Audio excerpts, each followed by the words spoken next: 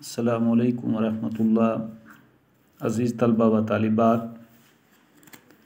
گزشتہ سبق میں ہم نے میر تقی میر کے حالات زندگی اور ان کی شاعری کے بارے میں پڑھا تھا۔ آج ہم ان کی غزل نمبر 1 پڑھ رہے ہیں۔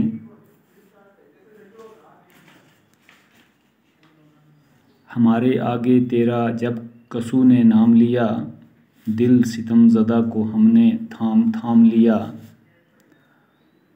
وہ کج روش نہ ملا راستی میں مجھ سے کبو، نہ سیدھی طرح سے اس نے میرا اسلام لیا۔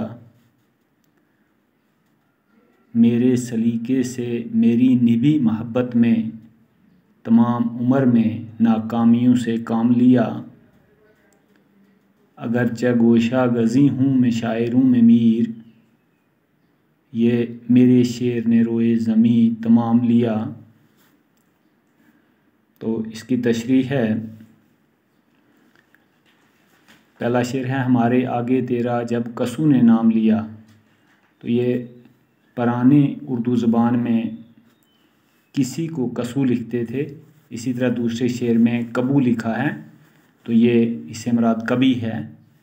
تو ہمارے سامنے تیرا جب کسو نے نام لیا، دل ستم زدہ کو ہم نے تھام تھام لیا۔ تو میر غزل کے مطلع میں فرماتے ہیں کہ میرے محبوب، جب میرے سامنے کسی نے تیرا ذکر کیا تو تیرا نام سن کر میرے دل کی بےتابی بڑھ گئی۔ میرا دل پہلے سے ہی تیرے ظلم و ستم کا مارا ہوا تھا، تیرا نام سن کر مزید پریشان ہو گیا۔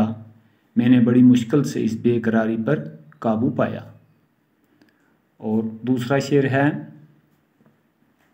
وہ کج روش نہ ملا راستی میں مجھ سے کبو، نہ سیدھی طرح سے اس نے میرا اسلام لیا۔ تو اس شعر میں میر فرماتے ہیں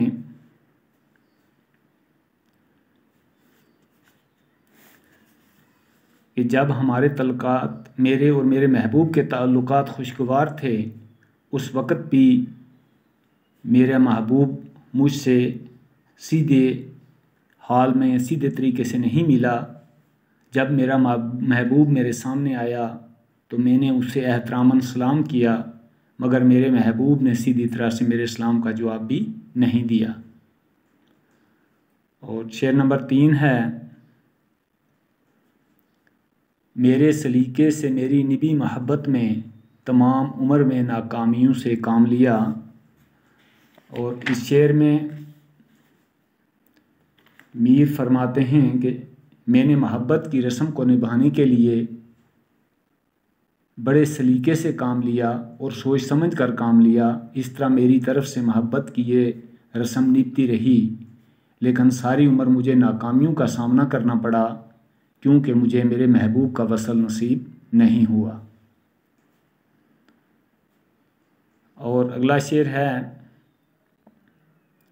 اگرچہ گوشہ گزی ہوں میں شاعروں میں میر، یہ میرے شعر نے روئے زمین تمام لیا۔